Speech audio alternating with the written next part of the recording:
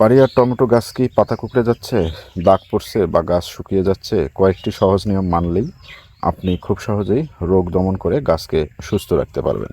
কাজেই ভিডিওটি শুরু থেকে শেষ পর্যন্ত দেখুন, হয়তো অনেক অজানা তথ্য আপনার জ্ঞান ভাণ্ডারকে আরও সমৃদ্ধি লাভ করতে পারে। আসসালামু আলাইকুম। JNA অ্যাগ্রোর পক্ষ থেকে আপনাদের সকলকে জানাচ্ছি আন্তরিক অভিনন্দন এবং শুভেচ্ছা। আজকের ভিডিওতে আমরা জানব বাড়িয়ার টমেটোর রোগ দমনের সহজ উপায় সম্পর্কে। বাড়িয়ার টমেটো একটি উচ্চ ফলনশীল জাত হলেও সঠিক পরিচর্যা না করলে সহজেই রোগবালাই আক্রমণ করে। এতে গাছ দুর্বল হয়ে যায়, ফলন কমে যায়। আজকের ভিডিওতে আমরা দেখাবো এই রোগগুলো দমনের সহজ উপায় সম্পর্কে। সাধারণ রোগের লক্ষণ: পাতা হলুদ হয়ে যাওয়া, পাতায় দাগ বা ছত্রাক দেখা দেওয়া, পাতা কুঁকড়ে যাওয়া, গাছের বৃদ্ধি থেমে যাওয়া, ফুল ও ফল ঝরে যাওয়া।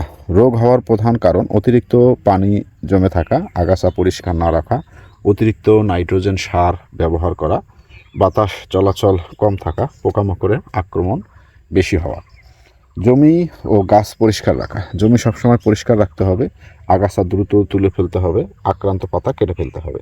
সঠিক সেচ ব্যবস্থাপনা: অতিরিক্ত পানি দেওয়া যাবে না, মাটি আর্দ্র রাখতে হবে কিন্তু ভেজা নয়, ড্রেনেজ ব্যবস্থা ভালো রাখতে হবে। জৈব পদ্ধতিতে আপনার রোগ দমন করা: নিম তেল স্প্রে করতে হবে 5 থেকে 10 মিলি প্রতি লিটারে। রসুন প্লাস মরিচ স্প্রে করে দিতে পারেন। ট্রাইকোডার্মা ব্যবহার করলে ছত্রাক অনেকাংশে কম হয়।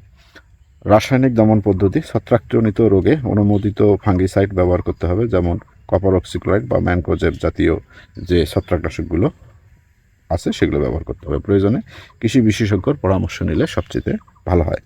পোকা দমন: জাপ পোকা এবং সাদামাছি দ্রুত নিয়ন্ত্রণ করতে হবে, এগুলো রোগ ছড়াতে সাহায্য করে। নিম তেল বা কীটনাশক ব্যবহার করা যেতে পারে।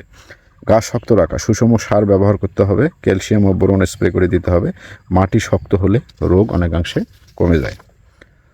স্ট্রিকিং ও ছাঁটাই: গাছকে খুঁটির সাথে শক্ত করে বেঁধে দিতে হবে, নিচের পুরনো পাতাগুলো কেটে ফেলতে হবে। বাতাস চলাচল বাড়লে রোগবালাই অনেকাংশে কমে যায়।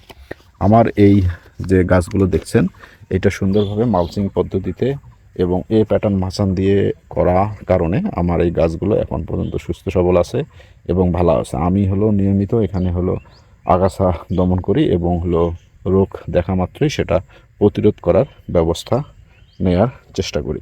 এ কারণেই আমার গাছগুলো এখন পর্যন্ত সুস্থ সবল আছে এবং সবগুলো গাছ অত্যন্ত চমৎকার এবং সবগুলো গাছেই ফুল চলে আসছে এবং কিছু কিছু গাছে ফলও দেখা দিয়েছে। যদি পুরা ক্ষেতটা আমি দেখানোর চেষ্টা করি, আমার পুরা ক্ষেতটাই এরকম। এটা পুরা বাড়ি 8 জাতের টমেটো চাষ করা আছে। তা এখানেই আমি সঠিক ব্যবস্থাপনা এবং সঠিক যে নিয়মগুলো আছে আগাম গ্রীষ্মকালীন টমেটো চাষে, সেগুলো মানার কারণেই আমার গাছগুলো এখন পর্যন্ত ভালো আছে। আপনারা আপনাদের গাছকে যদি ভালো রাখতে চান তাহলে এই নিয়মগুলো ফলো করতে পারেন।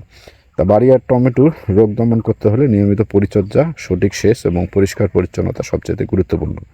সামান্য যত্নই আপনি পেতে পারেন সুস্থ গাছ, এবং সুস্থ গাছ হলে সেখান থেকে বেশি ফুল আসবে এবং বেশি ফুল হলেই সেখান থেকে আপনি বেশি ফলন লাভ করতে পারবেন। কাজেই আজকের ভিডিওটি যদি আপনার এখান থেকে ভালো লেগে থাকে তাহলে লাইক, কমেন্ট এবং শেয়ার করবেন। আর যারা আমার এই চ্যানেলটিতে নতুন তারা সাবস্ক্রাইব করে পাশের বেল বাটনটি অন করে দেবেন। আজকে এ পর্যন্তই, ভালো থাকবেন। আসসালামু আলাইকুম।